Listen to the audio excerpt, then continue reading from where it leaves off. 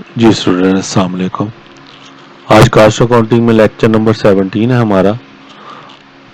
आप जानते हैं कि मटेरियल कंट्रोल का पोर्शन हमने स्टार्ट किया हुआ है आजकल। उसमें मटेरियल कंट्रोल में आज हमारा चैप्टर नंबर 2 है, स्टोरिंग एंड इशूइंग।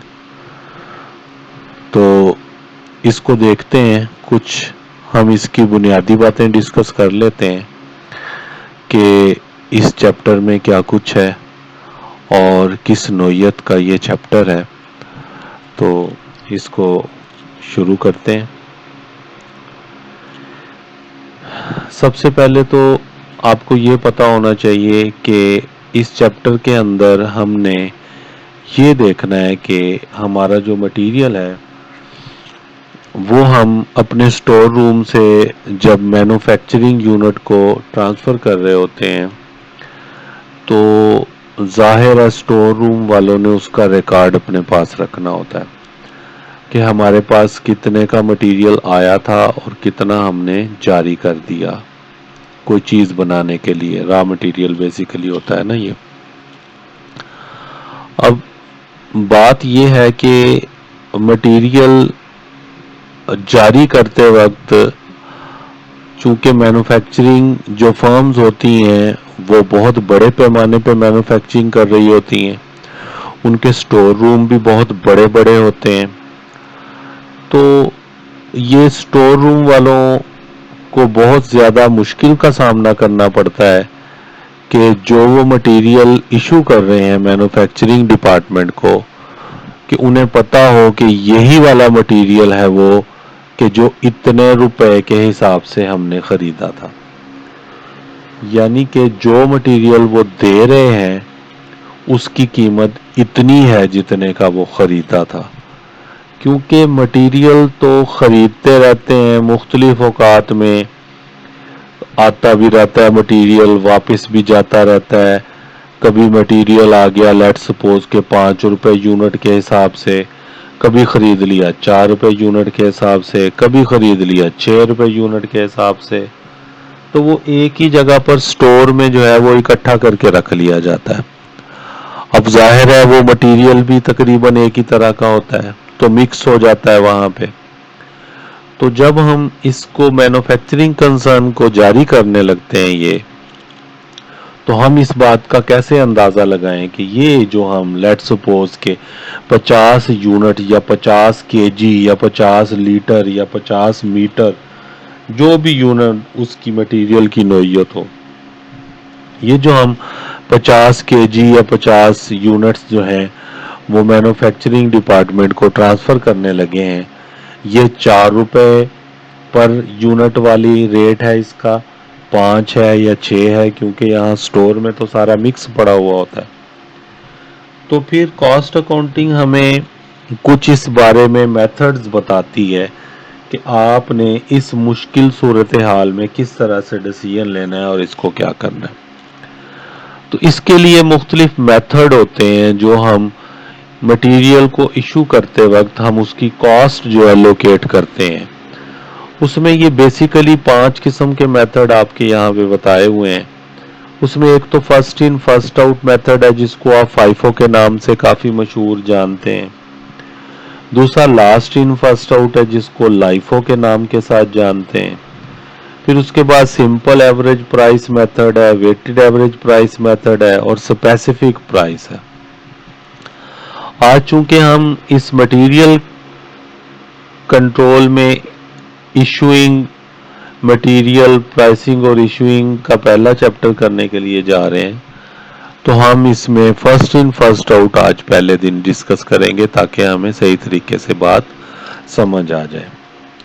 बेसिकली ये फर्स्ट इन फर्स्ट आउट किस चीज़ का नाम है? ये फर्स्ट इन फर्स्ट आउट से मुराद ये है कि आप जब मटेरियल परचेज करते हैं तो आपको पता होता है कि हमने जो मटेरियल परचेज किया पहले वो 4 रुपए पर यूनिट के हिसाब से हमने परचेज किया, चाहे जितने भी यूनिट, चाहे हजारों यूनिट परचेज कर लिए। दूसरी दफा जब आपने परचेज किया तो वो 5 रुपए पर यूनिट का उसका रेट हुआ था, वो भी आपने वहीं ला के रख दिया। तीसरी दफा परचेज किया तो मे बी वो 7 रुपए यूनिट या इवन दो उससे भी सस्ता 3 रुपए यूनिट हुआ पड़ा हो। तो आपको इसकी प्राइस की तरतीब तो याद होती है, लेकिन हकीकत में सिर्फ ये नहीं पता होता कि आया ये जो हम मटेरियल जारी कर रहे हैं मैन्युफैक्चरिंग वालों को, ये उतने का ही है, उतने वाला ही है जितने का हमने खरीदा था। तो आप क्या करते हैं कि यूनिट आप मटेरियल आप कोई भी जारी कर देते हैं मैन्युफैक्चरिंग को, और एक फैसला कर लेते हैं कि रेट उसको वो वाला हम अप्लाई करेंगे जो सबसे पहले हमारे गोडाउन में जिस रेट के साथ वो सामान आया था। यानी कि फर्स्ट इन, जो सबसे पहले जिस रेट के साथ आया था, फर्स्ट आउट, हम उसी रेट वाले को जारी कर रहे हैं, चाहे वो हकीकत में वही वाला हो या ना हो। इससे ये फायदा होगा कि आपको रेट एलोकेट करने में उसमें आसानी हो जाएगी। ठीक हो गया जी बात। अब बात यह है कि इस फाइफो मेथड में ये जो हम मेथड फाइफो वाला अप्लाई करते हैं मटेरियल की कॉस्ट के ऊपर, इसके इफेक्ट क्या आते हैं। नंबर 1 पे देखें लिखा हुआ यहाँ पे कि materials are priced at the actual cost. Material की जो असल में प्राइस होती है, ये वही प्राइस हम आगे जो है वो रिकॉर्ड कर रहे होते हैं। Charge to production for material cost is at the oldest price material in the stock. हम प्रोडक्शन को मटेरियल की कॉस्ट उतनी ही चार्ज कर रहे होते हैं जितनी हमारे पास रिकॉर्ड में सबसे पुरानी प्राइस का मटेरियल जो पड़ा होता है। जाहिर है जो फर्स्ट हमारे पास आया था हम उसको फर्स्ट आउट कर रहे हैं। उसके बाद है closing stock is valued at the latest price paid. Closing stock जो होता है ना, जाहिर है क्लोजिंग स्टॉक तो वो है ना कि एक खास पीरियड के बाद जो सामान आपके पास बचा हुआ है, आप देखते हैं वो कितने का बचा हुआ है, तो वो जो लेटेस्ट और न्यू प्राइस वाला खरीदा होगा वही पड़ा हुआ होगा, क्योंकि ओल्ड प्राइस वाला, फर्स्ट प्राइस वाला तो आप जारी करते रह गए हो, इशू करते रह गए हो। ये तो है एक सिंपल सी बात। ठीक है, तो हमारे पास जो है वो क्लोजिंग स्टॉक जो होता है वो लेटेस्ट प्राइस के साथ वहां पे हमारे गोडाउन में स्टोर रूम में पड़ा हुआ होता है।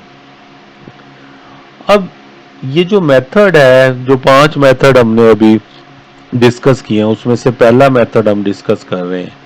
इसके जाहिर है कुछ फायदे और नुकसानात भी होते हैं। अब इसके एडवांटेजेस क्या हो सकते हैं। एडवांटेजेस में it is based on a realistic assumption that materials are issued in the order of their receipts. यानी कि हम एक आम सी हम इसमें एक आइडिया जनरेट करते हैं, एक असूल वजह करते हैं कि जो मटेरियल जो है जिस तरतीब से आया उसी तरतीब से हमने जारी कर दिया। जो पहले आया वो पहले प्रोडक्शन को जारी कर दिया, जो उसके बाद आया उसको बाद में जारी किया। तो ये एक तरतीब सी बन जाती है, रियलिस्टिक सी। उसके बाद सेकंड नंबर पे इसका एडवांटेज दिया हुआ है, materials are issued at actual cost and thus no unrealised profit loss arises from the operation of this method. ये भी क्लियर बात है कि जिस प्राइस से हमने खरीदा होता है हम उसी प्राइस को चार्ज करते हैं आगे इशू करते हुए। हम इसमें कोई अपनी तरफ से प्राइस को इंक्रीज या डिक्रीज करके हम उसको जाहिर नहीं करते। तो ये एक्चुअल प्राइस जो होती है उसकी परचेज प्राइस, उसी के साथ हम उसको जारी कर रहे होते हैं। नंबर 3 पे इसका एडवांटेज दिया हुआ, valuation of closing inventories at a cost as well as at the latest price paid.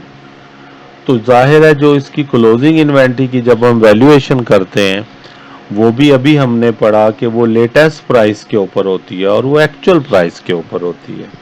ठीक है जी।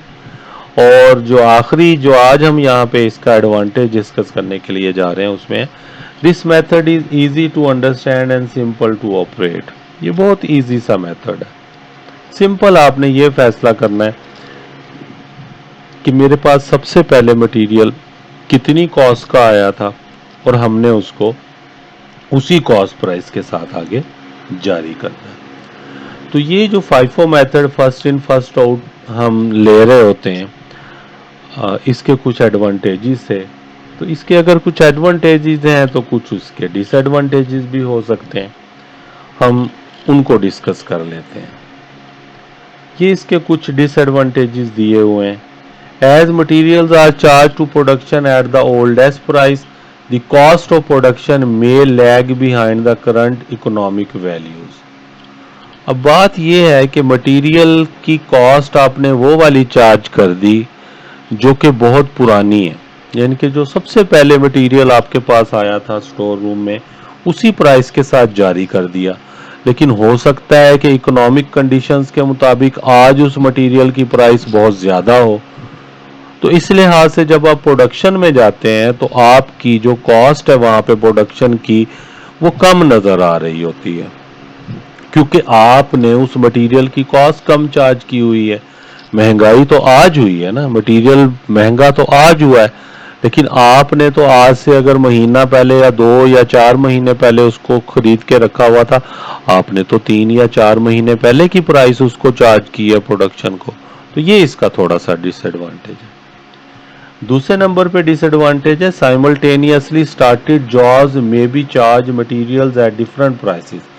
हमने एक ही वक्त में मुख्तलिफ चीज़ें बनानी शुरू कर दी हैं, तो जाहिर है हम उनको मटेरियल जारी करते रहेंगे, तो एक ही वक्त में जो चीज़ें बनाई गई हैं उनमें से कुछ चीज़ें ऐसी होंगी कि जिनकी कॉस्ट कुछ उनके मटेरियल की कॉस्ट कुछ और होगी, बाकी के मटेरियल की कुछ और होगी, क्योंकि जब फर्स्ट इन फर्स्ट आउट वाला मटेरियल ख़त्म हो जाएगा तो उसके बाद वाला, फिर उसके बाद वाले की प्राइस आपको चार्ज करनी पड़ेगी। तो एक ही वक्त में अगर आप मिसाल के तौर पे कि 25-25 मुख्तलिफ चीज़ें बना रहे हैं, तो पहले 25 की कॉस्ट कुछ और हो सकती है क्योंकि उसमें मटेरियल किसी और कास्ट का था, और दूसरे 25 की कॉस्ट कोई और हो सकती है, उसमें मटेरियल किसी और कास्ट का था। तो एक ही वक्त में जो चीज़ें आप बना रहे हैं, जो जॉब स्टार्ट कर रहे हैं, उनकी कॉस्ट मुख्तलिफ हो सकती है। ये इसका थोड़ा सा ड्रॉबैक है। नंबर 3 पे जो डिसएडवांटेज इसका दिया हुआ है, इन पीरियड ऑफ राइजिंग, यानी कि जब मार्केट के अंदर रॉ मटेरियल की प्राइसेस बढ़ रही होती हैं, the FIFO method produces higher profits and results in higher tax liability. तो इस मेथड को अप्लाई करने से ये होता है कि हमें प्रॉफिट अपनी बुक्स ऑफ अकाउंट्स में बहुत ज़्यादा नज़र आ रहा होता है। उसकी रीज़न ये है कि प्राइसेस तो बहुत ज़्यादा बढ़ रही हैं, लेकिन हकीकत में आपने वो मटेरियल जो है वो पुरानी प्राइस के साथ चार्ज किया हुआ है, यानी कि उसकी कास्ट कम शो कर रहे हैं। आप जब कास्ट कम शो कर रहे हैं तो सेल में से माइनस करेंगे तो प्रॉफिट तो आपका ज़्यादा आएगा। जब प्रॉफिट ज़्यादा आएगा तो उतना ही टैक्स भी आपके ऊपर ज़्यादा लगेगा, जो कि इनकम टैक्स होता है हमारा। जाहिर है जितना हमें इनकम ज़्यादा होगी उतना हमारा उसके ऊपर टैक्स लायबिलिटी भी ज़्यादा बन जाएगी। तो जिस तरीके से किसी भी मेथड के कुछ एडवांटेजेस होते हैं, डिसएडवांटेजेस भी हो सकते हैं। तो ये आज हमने फाइफो मेथड को डिस्कस किया है। मज़ीद आगे चल के कल जो है ना हम इसके न्यूमेरिकल करेंगे, मज़ीद बातें आपको समझ आ जाएंगी। तो थोड़ा सा इसका ओवरव्यू आप दोबारा ले लें। ये हम जो है ना नया चैप्टर आज हमने स्टार्ट किया, उसमें 5 कॉस्टिंग के मेथड हमने यहाँ पे डिस्कस किए हैं। FIFO, LIFO, simple average, weighted average और स्पेसिफिक प्राइस। इसमें आज हम फाइफो मेथड को डिस्कस कर रहे हैं। उसमें मेन चीज़ें हमने डिस्कस की हैं कि एक्चुअल कॉस्ट के ऊपर उसकी प्राइस हम चार्ज कर रहे होते हैं, ओल्डेस्ट प्राइस होती है, और क्लोजिंग स्टॉक जो होता है वो लेटेस्ट प्राइस के साथ हमारे पास फिर बचा हुआ होता है पीरियड के एंड पे। इसके एडवांटेजेस कुछ हैं कि हमारी एक्चुअल प्राइस रियल प्राइस होती है वो, ठीक है, और जैसे जैसे सामान ख़रीदा होता है उसी तरतीब के साथ हम इशू कर रहे होते हैं। और थर्ड पे inventory cost as well as the latest price paid. तो उसमें क्या होता है कि जो आपकी क्लोजिंग इन्वेंट्री होती है वो आपकी लेटेस्ट प्राइस के साथ नज़र आ रही होती है, ठीक है। और ये एक सिंपल सा आराम से समझ आ जाने वाला मेथड है। डिसएडवांटेजेस में इसमें जो है वो आपका ओल्ड प्राइस के ऊपर चूंकि मटेरियल इशू हुआ होता है, तो इसलिए जो अगर आजकल महंगाई होगी, इकोनॉमिक कंडीशंस जो हैं वो थोड़ी गड़बड़ हो गई हैं, तो वहाँ पे फिर आपको इसका रिकॉर्ड मेंटेन करते हुए ये सही रिजल्ट्स नहीं दे रहा होता। एक ही वक्त में मुख्तलिफ चीज़ें जब हम जॉब स्टार्ट करते हैं तो उन एक ही वक्त में एक ही तरह की चीज़ें तैयार करते हुए उनकी कॉस्ट मुख्तलिफ हो जाती है।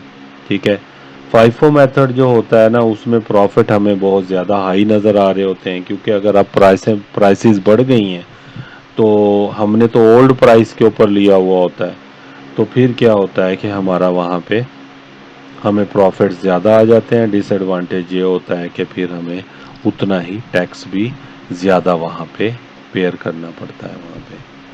तो इसको आप ये स्टडी कीजिएगा, फाइफो मेथड क्या होता है, और ये इन्वेंट्री का चैप्टर किस नेचर का है, और ये पांचों मेथड उसमें पहला मेथड पड़ा है, इसको रिवाइज कीजिएगा। किसी किस्म का कोई प्रॉब्लम हो तो कमेंट में लाजमी अपना सवाल पूछिएगा, क्योंकि किस चैप्टर का जो स्टार्ट होता है वो बहुत अहम होता है। अगर स्टार्ट में जो उसकी बेसिक्स होती हैं वो अच्छे तरीके से आप लर्न कर लेंगे तो आगे चैप्टर में प्रॉब्लम्स जो है वो सॉल्व करना आपके लिए इजी हो जाता है। उम्मीद है आप इन इंस्ट्रक्शंस पे अमल करेंगे, और अगर किसी किस्म का कोई आपको उसमें परेशानी होती है तो वो कमेंट्स में आप पूछेंगे। अपना बहुत सा ख्याल रखिएगा जी। अल्लाह हाफिज़।